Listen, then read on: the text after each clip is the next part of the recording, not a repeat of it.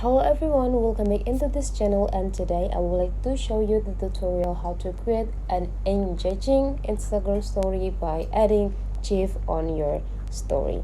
So the things you have to do now is just go open the Instagram application and make sure that you are in the home sections.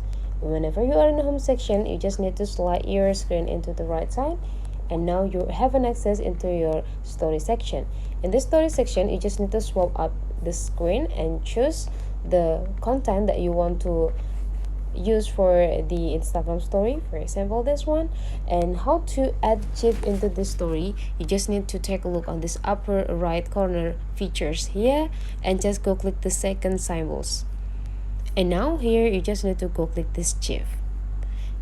So if you have a difficulty for finding the GIF, just go click on the search button and type the specific things that you want to find, for example a couple,